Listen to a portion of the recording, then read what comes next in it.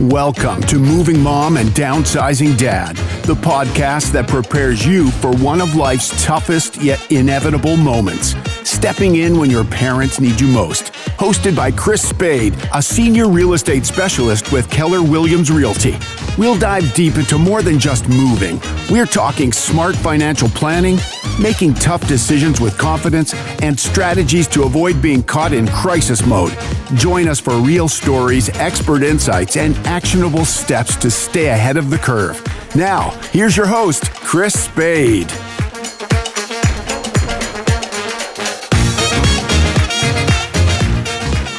Welcome back, everyone, to Moving Mom and Downsizing Dad, the podcast where we help Gen Xers gracefully navigate the complexities of life with our aging parents. I'm your host, Chris Spade, and I am coming to you from Keller Williams Realty right here in sunny San Diego.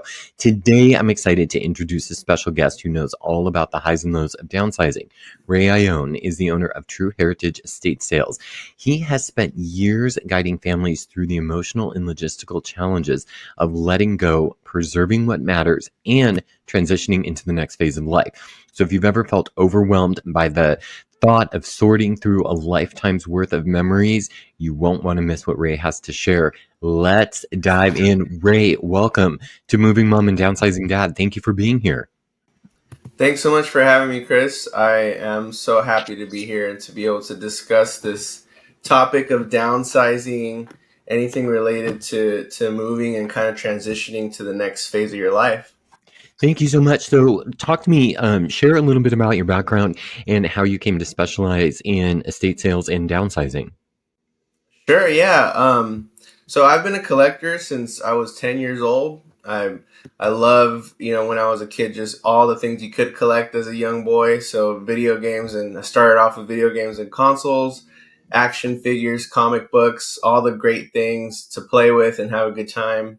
And then as I got older, just continued my collectionist kind of attitude, continued to bolster those collections, and then moved on to some contemporary art and mid-century furniture. So having these collections in my life, I've been dealing professionally for over 4 years. So just kind of getting my collections sold off, and I'm now at the age where I'm like, okay, I've collected them long enough. It's time to start selling these collections. And that's kind of where it started. But I'm actually a biologist and research scientist by training. So nice. Having achieved my bachelor's degree in biology, master's in evolutionary biology, Oh, wow. I became passionate about mentorship actually, and moved on to become an advisor and advocate for underrepresented students for many years. This work was in Chicago. So I guess through the process of being a San Diego native, moving out of my mom's house to go to college, moving to Chicago for my master's degree, I had to kind of become a specialist at downsizing, because it's just something I've had to do many times over the years. Yeah. I moved, like I said, to Chicago. And then when I was done with my grad school, I moved back to San Diego. It had always been a plan. But I ended up getting the job I wanted when I was in Chicago. So I moved back to Chicago and had to downsize again, whittle that collection down even further. Spent another 4 years in Chicago, and then ultimately moved back to San Diego. And my collection and my downsizing just kind of kept going through a whittling down process. The final move happened again a few years back. After my divorce, I literally had to kind of take stock of everything I had and Right. parse it down by half. And then move again to my current place a few years back. This sense of having no idea who I was or where I was headed, and just having these items just identifying me, I guess, carried a weight that was far greater that I didn't realize, all that moving and whittling down. So finally it ended up in a process where just needing to downsize all the stuff I had after all that move, and kind of through the process of my divorce, and decided to look into an estate sale process to just downsize everything again. I had a lot over the years that I had collected. So just looking into this process, the feeling of leaving my baggage and my past behind, the mental clarity, the momentum I achieved of, organizing the estate sale myself, and just kind of getting everything off the ground, and ultimately, earning that capital. So essentially capitalizing on my woes of my past, all that really inspired me. And True Heritage Estate Sales was born. Well, you talk about your woes, so that was emotional, right? So Yeah.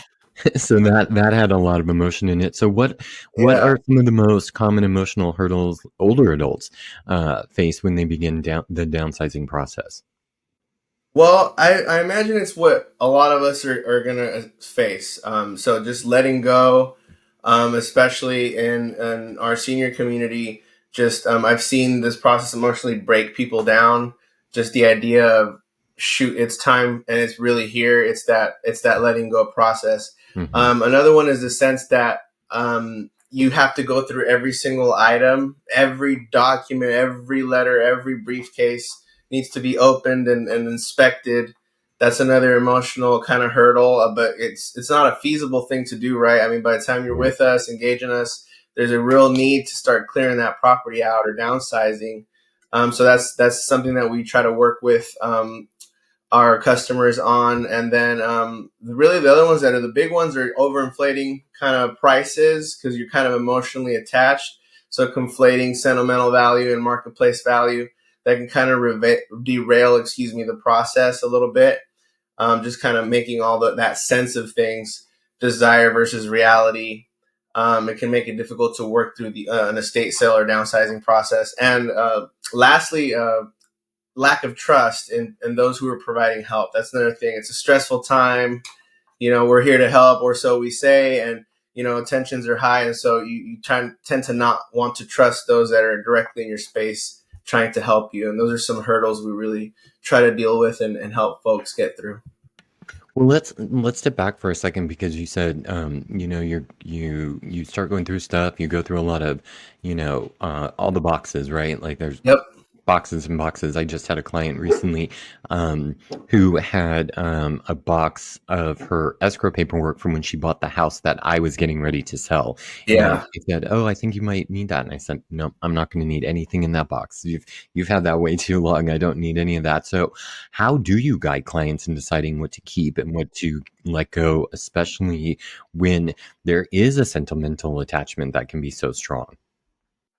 So I feel I'm just extremely sensitive, an extremely sensitive human being. So I harness my prior skills as an advisor and counselor, first and foremost, to just go through everything. What are the concerns? What are we going to go through? What are we going to keep and let go of? But because I'm, a professional in this process, I stick to the process. I try to stay out of decision making based on sentimental attachment beyond the initial sort of counselor role. I consider the items that are really important, like whether that escrow paper or that item on the wall that you've had in the family for 70 years plus. I consider the items, but we decide the best course of action for actually running the sale and getting to the clearing of the goal of clearing the property. So, for example, if there's transportation logistics that we need to think of, so we try to encourage the sale of larger items like wooden furniture, things that are going to be heavy for us to take, and just kind of focus on the smaller things that you might be attached to. So it's easier for you to transport, just kind of along the lines of the goal of having us there to help. For items that are holding really great emotional value, this is why we have built into the process giving the client freedom to price items, so up to 5 to avoid any discord of, hey, well, this is how much I feel it goes for, and therefore I want to sell it at this price or nothing, giving the client a sense of control over more sentimental items. So we have that process in place. In the end, though, I'm a downsizing specialist, and my goal is to lead my client to a beeline path to mental clarity through an estate sale process. And I know that the feeling of indecision and not wanting to let go is just simply part of the process. Right. Folks might not see that in the moment, and they're going through it emotionally. They're going through it, and it can really cloud your judgment. But I understand what that is. I don't take any of that personally. I understand it's the process. But overall, I encourage to just let it go. So I love to quote the movie Frozen, "Let it go, Elsa." I try to tell people. Right. We've dealt with that in our own house, and I'm just like, fine, I'll let it go. You know what? If yeah, I can replace it or whatever, it's not that big of a deal. Yeah. No, I agree. I agree. It's yeah, it's funny. I tell clients, especially my generation, the Gen Xers, who I'm really working to help. I tell them, I say, listen, you have to understand that you can't just throw your parents' stuff out. This is stuff they've accumulated over Right. years, and it's just, you just can't just bring the dumpster in and just haul it. And I mean, that's what probably most of us are going to do when our parents go. But while they're here, there's a process you have to go through, right? You can't Yes. just dump it. Yeah, and that process looks different for everybody. And Mhm. so Yeah, we like there's no one way to do it. Everybody's neuroanatomy is wired the way it is, and that makes us have these different types of reactions to things. It's just what makes right. us so human and so different and so wonderful. And so just being able to be in that understanding and operate from a place of professionalism and guidance, I think that's the best service we could provide for people, really. Yeah, exactly. So what are some of the misconceptions that people have about estate sales that you would like to clear up? Yeah, of course. There's a lot out there. So I have a list, but we'll start with one, and then we'll see what you think. Um, One of the ones I really try to tackle through our process of being kind of innovative and how we present our sales services for people. So the misconception that estate sales are only for the wealthy or those that are deceased. Although that's a big part of it. If the most recent industry survey of who are folks getting estate sales do tell us over 70% of estate sales happen to be through a death in the family. And so although statistically that's the thing that happens, I mean, it's something that is a process for anyone who's simply needing an estate to be downsized. And so we really try to show that to people in the way I present a more kind of modern touch to things, and being online, having a social media presence, and even Right. being kind of fun at the estate sale itself. I try to bring a less nostalgic kind of feeling to it and a more modern feeling to it, so that it really does place itself in the fabric of society. Really, it's not like that. I said it's just happened to be a variety of reasons. Whether you could downsize just to moving, you Yep. might be having a divorce. In situations of anything, you're simply decluttering. They're for everyday people, not just the Yep. ultra wealthy or those folks that have a serious situation. So I try to present that to folks. Another misconception that I would probably talk about is that you're going to get everything sold at super cheap, dirt cheap prices, and that you're not going to get a good deal. A good estate sale company is one that is doing their research on every item. They're appraising it at a fair market value.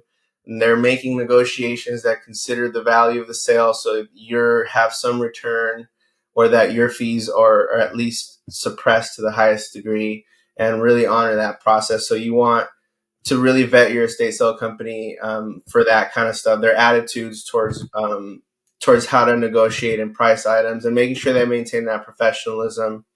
And I guess one final one we could discuss is that you might be wanting to say, well, I can handle it myself then if it's in a yard sale. You have to remember that, yes, you could do a yard sale, but the professionalism of the estate sale process is not simply I put on my shirt and I look nice and I organize things for you. It's that I have the viewership that you need to organize your sale and have a maximal return in a short order. So I'm going to present your sale and your listings in front of thousands, tens of thousands, if you're a good company, people at once, through the right channels, through your Right. strategic marketing. Right. So it's something that an average person is not going to have access to, and so that's where the value comes out. And when you're contracting the help of an estate sale company, so yes, I encourage anyone, like I did it myself, to do it, but it takes a lot of grit, takes a lot of work, takes a lot of really strategy, and a lot of people don't have that time. That's why it's a service out there provided. Anyways, I can keep going, but Yeah, you're just not setting up like, I go outside, I walk the dog and I see signs posted on the yeah, telephone pole, yard sale Saturday and Sunday from 8 to 3 or whatever. You're much more than that. So correct. you're doing a lot more exposure. So there's a Yeah, big difference between having a yard sale and hiring a professional like yourself. correct. Yeah. Yep. Yeah. So, are there particular items you've seen hold or increase value over time, and how do you help your clients, when it comes to these items? Because you said earlier that you were a collector of mid-century modern furniture. Well, if any of us love going to Palm Springs, we know that there's some really old furniture that probably back in the day was like a $40 chair, but now it's a $4,000 chair. So, like, how do you do that? This is like where some of the fun stuff is. So there's a lot we can go into this topic, where this is where like the rubber meets the road and the real nerdiness can come out. But I picked some stuff that I think is valuable for all of us out here to know in regards to your question. So for sure, anything vintage, antique, traditional Americana is a stable market where you could depend on moderate to high value, especially for rare collector's pieces. So like you said, some vintage mid-century furniture. You have your designer vintage antique pottery, turn of the century tools and machines. Of course, to get the real valuable stuff, you have your Revolutionary era, if you happen to be so lucky, or Civil War era, arms and armor, anything books, antique books, signed government documents, baseball cards, you name it. I mean, the stability of this market is good. If you happen to come across a collection, uh, there's a good chance you're going to get your return on that if you're ever in a pinch. So that's good things to collect. There is a caveat to that, though. The sales of wood furniture, even some antique furniture, fine. You can call it cherry wood, maple, whatever you want to call it, mahogany. Fine furniture can be difficult to sell due to people's more mobile style of modern living. So Yeah. it's depends on how you want to look at that, and if you want to price it according to what you think, just because of the dollar amount translates to this today. You Yeah. have to kind of factor in market trends and what people are really feasibly going to buy. Right. And of course, my personal favorite, 70s toys, 90s, 80s and 90s especially are on the rise now. But Hmm. anything vintage from TV shows, movies, media, collector's memorabilia is hot. So if you happen to have any of this stuff, it's good to collect. It's good to resell. It's good to keep an eye out for. Gold is stable and on the rise, so it's a good investment for anyone. Just if you're a collector of gold or have that, and you want to look for good investments, that's what's really good place to put it. And from an outcomes perspective overall, if your goal is to clear any of these items, so if you have these collections, like I mentioned, do your research and really try to think if you want to sell your items that if your goal is value based, well, you want to sell off a rare collector set. You want to Hmm. consider maybe taking that to auction versus a liquidating price where you're trying to get everything taken away and sold because you're downsizing. So there's just some tidbits I wanted to share Yeah. based on my personal favorite, and also that's kind of functional for everyday people that might Hmm. want to sell their stuff. Yeah. I used to, when I was younger and, when I was a kid, I used to save every little Happy Meal toy that I got in a Happy Meal. And then Oh yeah, when I got to be a teenager, I worked at Burger King. So we had the Happy Meal toys, and then we had the Bart Simpson dolls. And I collected yeah, yeah. everything that we got at Burger King I had. And then one day I just got rid of all of it because I just didn't have the bandwidth to save any of it. But that was the extent of my collecting. Now I collect Le Creuset. That's my thing. I Oh, collect nice. Le Creuset cookware, so that's my thing. Um, so let's talk about families. So what Yeah. strategies or tips do you offer to help families navigate disagreements about heirlooms or other items during this downsizing process? Because as we all know, we don't always get along with our family. Yeah. Yeah, so for the everyday situation, this applies to no matter from the smallest estates to the largest estates that you could think of. Starting the conversations early is just one easy, low hanging fruit to talk about here today. To discuss those heirlooms before a sale is even imminent, before the idea of a sale is on the table. Start parsing through and deciding the ownership of items before engaging with an estate liquidator. So decisions don't feel rushed, and you're having that kind of all that family stuff really is family stuff. So it needs to be resolved within the family, and then of course, like you said, we don't always get along with family. So if then that is above your pay grade and in the family, so to speak, then that's when you would hire the help of, a third party, a neutral third party. So whether that's a professional estate sale company, an appraiser, just a neighbor, somebody that can mediate, or down to the biggest of the state executor and estate planning attorney might need to be involved, depending on what we're talking about, what situation. Every case is going to be really different. So it really just depends on that. And if there is that situation where there's a huge estate needing to be kind of discussed, starting a trust is a good first step. If you're later in the process, though, and that's kind of out of the question, we can always act as a buffer to ensure decisions are made. And so we try to work with folks. Another one I think is really important is another general one is setting firm boundaries. It's all about momentum. So like if anything is stifling the situation, the process, trying to maybe look at those points and addressing those areas first, just to keep the conversation going, keep the process moving forward. Like if we don't decide by this date, then this is what we do. Some fail-safe plans. And then, of course, the things that matter, fair selection processes. So if there's some perhaps younger folks in the family, have a rotation system or a ranking system that, ultimately we want to emphasize the big picture, making sure that the ultimate goal is to honor everyone's wishes and the legacy of the loved one and the transition smoothly. So that's the ideal photo there. That's a loaded one. So, we try to just be general, but there's a lot of stuff that is beyond our ability, like especially in a probate sale. You know what I mean? We really have no say there. And we've seen a lot of really interesting situations too, where maybe that's operating outside the levels of what is ethical in terms of like how folks might come onto the property or dispute certain of those boundaries, like I mentioned, and then we're just there performing the service. So maybe for another conversation or a fireside chat with Chris Spade, we want to go into some of those. We could do that. Trust me, I'm all for coming back and having more chats about this, because I think you hit the nail on the head. So Sandy Isaac, our trust attorney, came on, and she does trusts and probates and estate planning and all of that. And her big message is, make sure you have a trust. It avoids all this problem.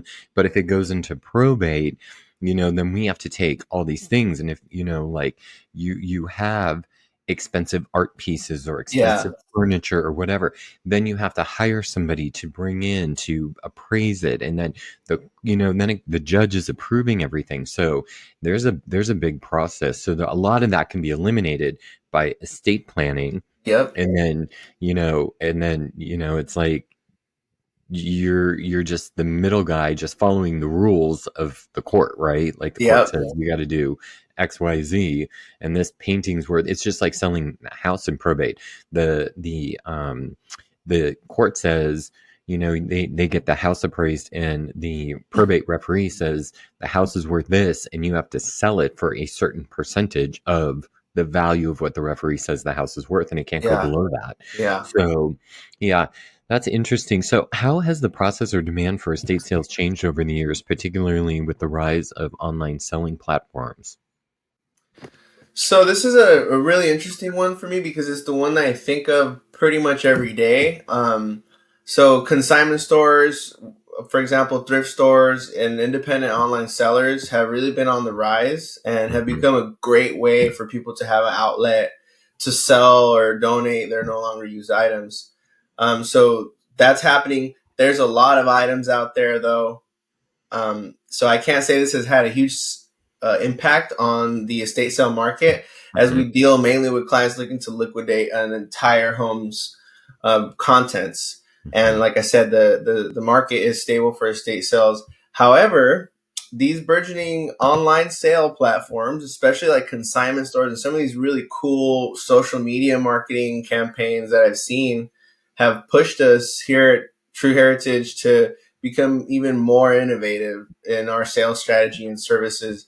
So actually, I really appreciate these other platforms. So now, aside from offering the full scale, comprehensive, and traditional estate sales that we talk about, where we're coming into the property and helping stage and sell and ultimately remove the items, we offer customers a service of consigning their items with us to sell over a period of time. And this was directly a response to your question of how these platforms are influencing. And actually, we've had great success with this. So it's something that we've launched, and it gives customers a quick, convenient way to list their items online and place it in front of an audience of thousands of dedicated estate sale buyers. So we have over 19,000 subscribers on estatesales.net. So our customers follow us and expect the next listing, and this allows the common person a convenient access to the scope, scale, and reach of a professionally managed estate sale company, as I was talking to you earlier, when attempting to sell their items or downsize.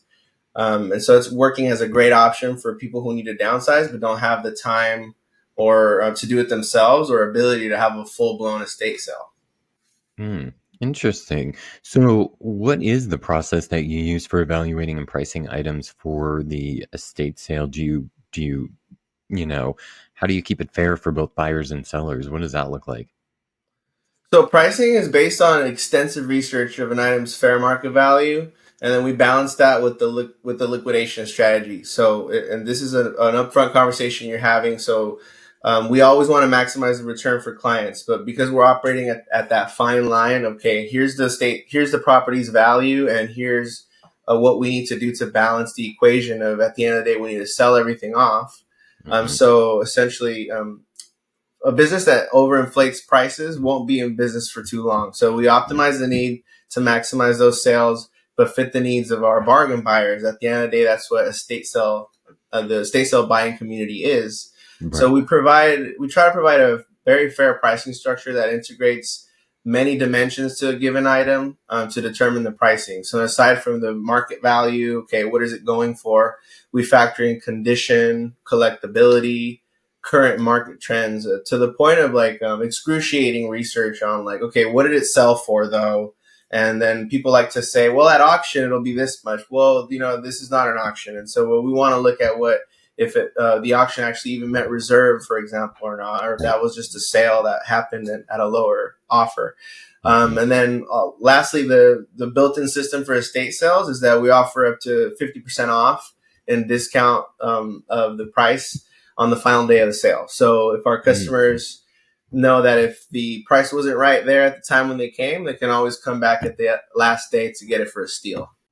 Nice. And when does that steal part happen? Is it the second day, or I'm assuming this is over the course of several days, right? Yeah. So we're basically pop-up sales specialists. So we just do a estate sale is like a pop-up sale at your house. And so we do the sale for 3 or 4 days, depending on what is the need. And then it'll be on the last day. Gotcha. So, what role do the estate sales have in preserving a family's heritage while still, making this transition? Because you'd mentioned earlier about, taking some of these pieces with you to the next place, right? Because for me, if I was the one that needed to have the estate sale and I was moving into a community, I will tell you right now, even though in most of those communities you can't cook, I'd still take my Le Creuset with me, even though I couldn't use it because it's mine. Right. And that is my only collectible thing that I've got is my Le Creuset. So how do you do that? How do you balance that? Well, the way I interpreted your question is, preserving a family's heritage while still maintaining, okay, here's the process, here's that goal that we have to reach. And I'm very, very goal and outcomes focused. But that doesn't make me cold and calculated. I still have to calculate to get to the end, but I'm in the human business after all. And this is why I named the company True Heritage, because we honestly we strive to honor the heritage and dignity of every item. We're carefully curating the items to be discovered by their new owner. We take pride in that process. I strongly believe in the energy transfer of an item. So I think we touched a little bit on that on our phone conversation, and I want to take a little time to just discuss that, where, being a vital part, we're being a vital part of that chain of energy transfer. It's at the heart Mhm. of what we do. A Yes, person's entire state tells a story of who they were across the yes, years and who they became. yes, You mentioned that. yes, Um, yes. I mean, you can really walk in, look at a person's stuff, and go, this person threw some great parties. Like I go into houses and I can just see, even if the house is vacant, I can go into a house and go, God, I bet you they had really good parties in this house. Like I could oh just yeah. see it, right? Like so, yeah. It's in like kind of the same thing. That's awesome. Yeah, there's a powerful story and aura to every home we enter, and therefore it kind of colors every estate sale differently. The energy of each house is different. We go with the flow here, and we ensure that no matter where an item has been or where it's been through, I'm carrying it to the next destination, like the ferryman in the story, so to speak.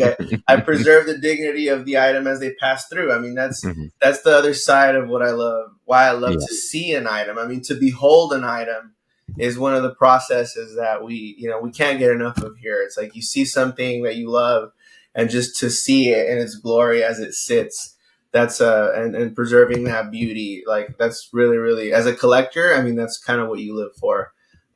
So that said, we're estate sale professionals, but we play a pivotal role in being able to do the work that's required to literally go through every single piece and give it its best shot at finding its next home, so that people can see it and it can speak to them, and we transfer therefore that happiness from one place to the next.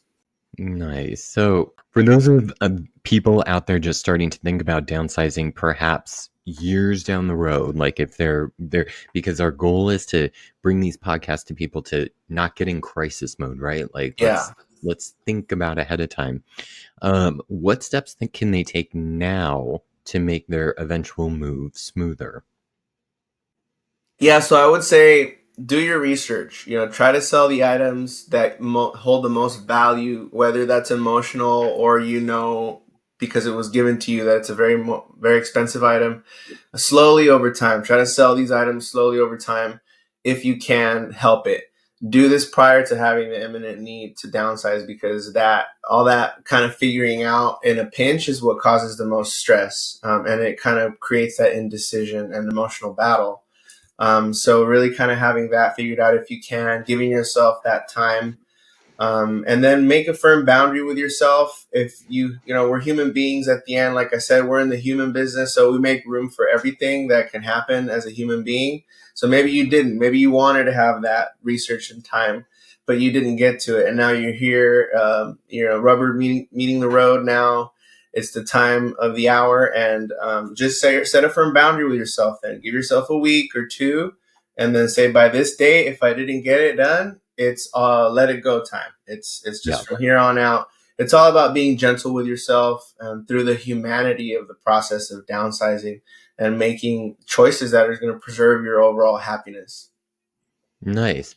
So, Ray, now we want everybody to call you here in San Diego, but if there's somebody, because I know I got people in Minnesota listening to this podcast, um, for those listening outside of San Diego, do you have any tips or tricks for hiring an estate sale company?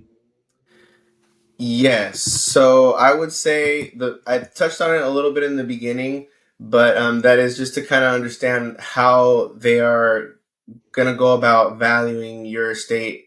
Um, the pricing of it, are they going to be going through a fair market value, a research process? Do they kind of willy-nilly it? And just asking some basic questions like, how are your pricing based off of? These are your things these are your cherished items, so wanting to know what their process looks like. Ultimately, at the end of the day, we're paying for services, so understanding their fees also is really helpful. Being Mm-hmm. upfront about it. Usually, estate sale companies charge commission on sales, and then some sort of a fee or a base fee. And then Mm-hmm. from thereafter, there can be hauling fees, junk fees, depending on the company. So, kind of getting an idea of how they price their services and asking questions. You don't have to do a 20 questions hot seat or nothing, but just what is your Right. pricing based off of for the fees? Right. And here are the services I want. Being really upfront about your needs will be the best way in being yourself and actually extracting the truth from the estate sale liquidator or the estate liquidator, because by being yourself, you'll be authentic. And then that leads me into the last thing, the trust factor, the vibe, or the feeling factor. You know, we're highly evolved human beings at this point. I mean, we're at the top of our evolutionary time scale right now. And we have highly attuned senses, and some of these senses do in fact tap into the unseen energies that we've been kind of touching on today. Right. And I feel like that merits its own podcast now, talking about that. But really paying attention to that gut feeling. If you like the person, if you get that trust, go with it and really listen to that inner voice. Yeah. Awesome. Ray, is there anything that you want to add that I didn't ask you that you would like everybody who's listening to know? Yeah, I would like to just say that this is a process that, like I said, is a human process, and I just really want to go into the being gentle with yourself. I'm not a therapist, but I bet you a lot of therapists can tell you that being gentle with yourself is a part of healing, and I think downsizing is kind of like a healing process. You're shedding your skin, and we see this all over the animal kingdom. An animal will shed its outer part or its shell to become a stronger, faster being. And so in that way, take pride in your process, and know that you're that much closer to becoming who you are. And so just kind of having that soul last touch. And if you ever need those recommendations, just give us a call, even just to be a person you could speak to with the process. We might not be in your area, but we might be able to consign your items as well. So anyways, I really appreciate the time and having me on here. Thank you. Thank you so much for joining us. And thank you everybody for listening to another episode. I am going to put all of Ray's contact info down in the show notes, so that way you can reach out to him directly. And I'm so grateful that you were here, Ray. Thank you everyone for listening, and I will catch you on the next one.